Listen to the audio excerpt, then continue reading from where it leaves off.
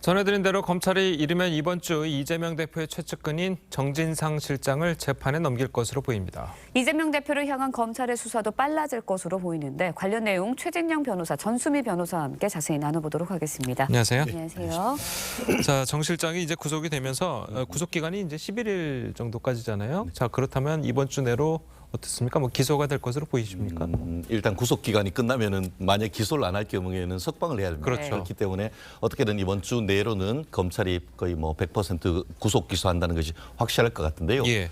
지금 그 언론에 전해지는 바로는 정 실장이 그 수사를 받는 동안 부인하는 걸 넘어서 진술을 거부하고 있으면서 네. 예. 법정에서 지금 재판을 다투겠다 얘기를 하고 있습니다. 나아가서 지금 다른 그 객관적 물증은 없이 관련된 사람들의 증언, 그러니까 진술만으로 본인들에게 어떤 그 언론 플레이를 하고 있다라는 취지로 해서 검찰을 비난하고 있는데요. 그 반면에 검찰 같은 경우에는 진술만 있는 것이 아니고 객관적 물증이 있다라고 지금 얘기를 하고 있고, 그와 같은 얘기는 검찰의 각종 그 관련되는 사람들에 대한 구속영장 발부로서 어느 정도 소명이 된 거 아닌가 싶습니다. 다만 그럼에도 불구하고 아직까지 구속영장이라는 것이 어떤 그 범죄를 확실하게 입증됐다라고 보긴 어렵기 때문에 그 검찰과 그 정진상 실장을 비롯한 그 관련자들의 법원에서의 어떤 한판 승부가 지금 기대되고 있습니다. 그러면 그렇지만 어쨌든 간에 지금으로서는 특히 지난주 같은 경우에는 이 사건 그 수사가 벌어지기 이전에 네. 결국 그 대장동 이전에 했던 위례 사건이나 이런 거에 있어서 어떤 그 관련되는 사람들이 내용 증명 보내는 내용에 보면은 남욱 변호사가 한 수십억을 돈을 줬는데 왜 그것에 대해서 제대로 일이 안 되냐 하는 내용 증명을 보냄으로써 이 수사가 있기 훨씬 전부터 결국 이재명 그 성남 그 시장의 선거라든가 네. 아니면 어떤 로비 자금으로 어떤 돈을 요청했다라는 그런 객관적 물증이 나오고 있다는 점에서 앞으로의 그와 같은 객관적 증거에 대해서는 어떤 식으로 지금 정진상 실장이 대응할지 귀추가 주목되는 것 같습니다. 예. 검찰이 이제 확보한 증거가 확실하다 이런 말씀 좀 해주셨는데 검찰이 이제 정진상 실장을 재판에 넘기고 난 후에는 결국은 이재명 대표들을 소환해서 조사하지 않겠냐 이런 전망이 나오고 있거든요. 그런데 이재명 대표에 대한 기소는 좀 힘들지 않을까라는 생각을 합니다. 왜냐하면 지금까지 물론 검찰의 태도를 봤을 때는 뭐 남욱 변호사라든가 유동규 전 본부장 그런 증언들 때문에라도 아마 정진상 실장 같은 경우는 분명히 거기에 대해서 일단 기소가 사실상 좀 예정되어 있는 상태라고 본다면 반면에 이재명 대표 같은 경우는 이제 뭐 증언들은 있는데 구체적인 이제 물증이 좀 없다는 점에서 뭐 기소뿐만이 아니라 뭐 정진상 실장에 대한 구속영장의 공범으로 좀 표시되기는 어렵지 않을까라고 생각합니다. 예. 네. 자, 그래도 이재명 전 시장 같은 경우에는 지금 대표지만 전 시장 당시에 검찰이 이제 들여다보고 있는 것이 이제 배임 아니겠습니까? 이제 배임이면 상당히 큰 범죄가 될 수도 있는 그런 거잖아요. 그런데도 기소가 좀 어려울 거라고 보셨는데 변호사님은 어떻게 보십니까? 저는 개인적으로 유동규, 정진상, 김용이 구속됐다고 하면은 이재명 대표는 최종 도장을 찍은 책임자이기 때문에 검찰로서는 구속영장을 청구하지 아니할 이유가 현실로 없다라고 지금 밖에 볼 수 없는 것 같은데요. 예. 지금 그 말씀하신 것처럼 그 다른 사람들은 이미 구속 기소가 됐고 정진상 실장에 대해서 12월 11일 날 전후로 해서 기소가 된다라고 할 경우에는 사실상 특히 정진상 실장의 구속영장에 이재명 대표의 공모 여부가 상당 부분 구체적으로 들어갈 가능성이 높습니다. 그렇다고 하면은 사실상 기본 수사는 다 돼 있다는 것이죠. 결국은 이재명 대표를 소환해서 그에 대해서 물은 다음에 기소하는 것은 거의 네. 지금 남겨진 수순이고, 과연 단순히 불구속 기소를 할 것이냐 아니면은 구속영장을 신청을 할 것이냐, 오히려 거기에 포커스가 있다라고 볼 수가 있을 것 같은데요.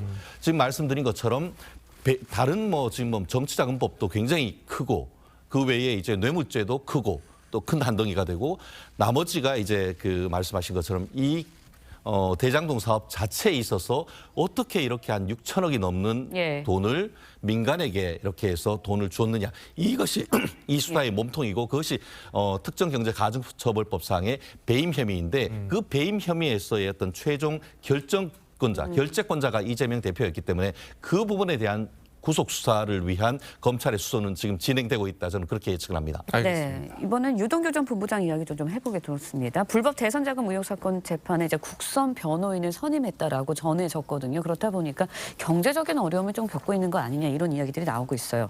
그렇다 보면 대장동 일당에게 대가성 돈을 받으면서 유 전 본부장이 챙긴 돈이 없다라는 의미로 받아들여야 할까요? 어떻습니까? 뭐 여러 가지 해석이 충분히 가능하겠습니다만 그거를 이제 국선 변호인 선임을 했다는 것 자체는 현재 경제적 상태가 안 좋다 아마 그 정도로 그냥 이해를 하시면 될 것 같습니다. 예. 알려진 바에 따르면 뭐 전처와 이혼 문제라던가 아니면 뭐 현재까지 재판이 계속 이어진 상황에서 변호사 비용이라던가 분명히 사용되는 돈들이 있었을 거고 근데 그거를 근거로 해서 뭐 돈을 받았다 안 받았다를 추측을 하는 것은 약간 지금으로서는 좀 지켜봐야 될 사항이 아닌가 싶습니다. 알겠습니다. 자, 그리고 지난주 금요일에 있었던 대장동 재판에서는 김만배 씨 측이 이 남욱 변호사를 상대로 이제 증인 신문을 했었잖아요. 자, 거기서 김 씨 측이 이제 남변호사의 진술에 대해서 과장되거나 잘못됐다. 이렇게 얘기를 했습니다. 어느 부분이 과장되거나 잘못된 건가요? 그렇습니다. 그 부분은 이른바 서판교 터널 네. 기반 시설을 하는데 그 한 900억이나 되는 것인데 그 부분에 대해서 본인들한테 그 성남시가 하지 않고 성남의 뜰이라고 하는 그 관련되는 개발 회사한테 계획까지 변경을 해가지고 했고 그로 인해 가지고 한 600억 내지 700억 정도 줄였는데 결국 내 살 뜯어가지고 그런 식으로 줬는데 그게 무슨 이게 내 것이냐. 만약에 본인 지분이라고 하면 과연 그렇게 했겠느냐라고 하면서 그와 같은 논리가 김만배 씨가 주장하고 있고 나아가 그와 같은 논리는 이재명 대표가 지난 2021년에도 동일하게 주장했던 내용입니다. 그렇지만 이 부분에 대해서는 오히려 판을 키워서 더 크게 먹었다라는 취지로 해서 얘기한 것처럼 이 성남의 그 서판교 터널을 만드는 과정에서 한 212억 이상의 이익을 또다시 그 대장동 이익 관련되는 사람들이 그 이익을 추가적으로 이익 보도록 했다라는 부분과 관련해서 검찰은 오히려 그 부분을 이재명 지사의 배임죄로 추가로 지금 보고 있는 부분인 거거든요. 예. 그 말씀은 뭐냐면은 원래 그 부분을 없었는 것이 아니고 최초에 이 사업 시행 계획을 할 때 사업 계획에서 떨어졌던 메리츠 컨소시엄 같은 경우에는 서판교 터널까지 다 포함해 가지고 그것을 기반 시설을 하겠다라고 주장을 안을 냈습니다. 근데 거기는 떨어지고 처음에는 그 서판교 터널에 대해서 계획 자체가 없었다가 계획이 없었으니까 결국 그 서판교와 대장동 사이를 뚫는 터널인데 그것이 없는 사이에서 이 토지를 수용하고 아파트를 분양했는 거하고 터널이 생긴 이후에 분양했는 거하고 어떤 게 가격이 높겠습니까?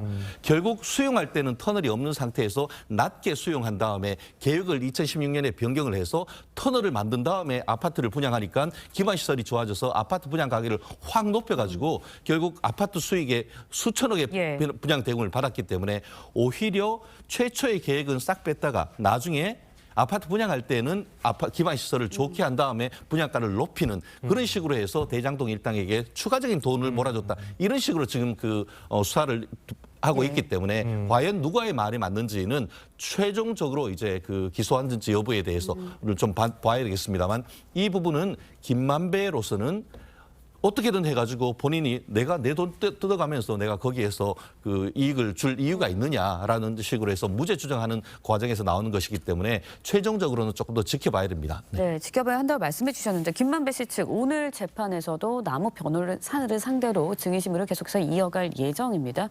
그런데 청화동인 1호의 주인을 두고서는 계속해서 진실 공방을 벌일 수밖에 없을 것 같아요.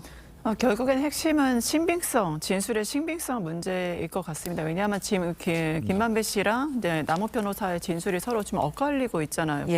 재판부에서 볼 때 이제 일반적으로 금품 수수권은 구체적인 증거가 없고, 그다음에 피고인의 진술만으로 판단을 해야 될 때 합리적 의심이 없는 그런 신빙성 있는 진술이어야 되는데 이렇게 핵심 증인들의 진술이 서로 엇갈리게 되면은 지금 우리가 추측하는 것처럼 지금 검찰이 이제 공소장 내고 주장하는 것처럼 재판부의 결과가 좀 우리가 생각하는 방향대로 가지는 않을 수 있다.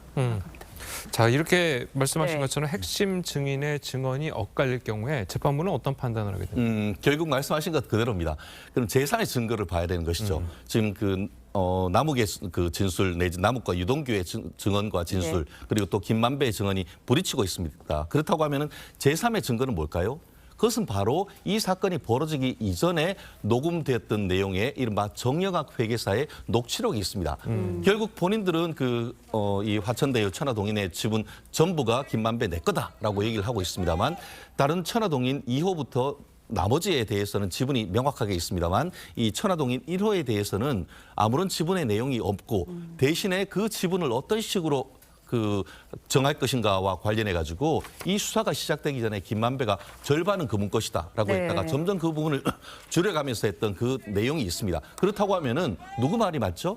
결국 그와 같은 것처럼 아까 남욱 변호사가 그것을 김만배로부터 들었다라고 했을 때 그 들었다고 하는 상황을 어떤 특별히 신빙할 수 있는 증거 그것이 바로 정영학 회계사가 될 가능성이 높기 때문에 누구의 말이 맞는지 최종적인 판단은 재판부에 있습니다만 지금 드러나는 객관적 증거를 봤을 때는 오히려 본인이 자백을 할 경우 본인의 모든 재산이 추징 보전돼서 날아갈 김만배의 증언보다는 오히려 나는 자백하고 그에 따르는 합당한 재판을 네. 처벌을 받겠다라고 할 수 있는 유동기나 남욱의 증언의 신빙성이 더 높게 판단할 가능성이 현실적으로 높다고 봅니다. 알겠습니다.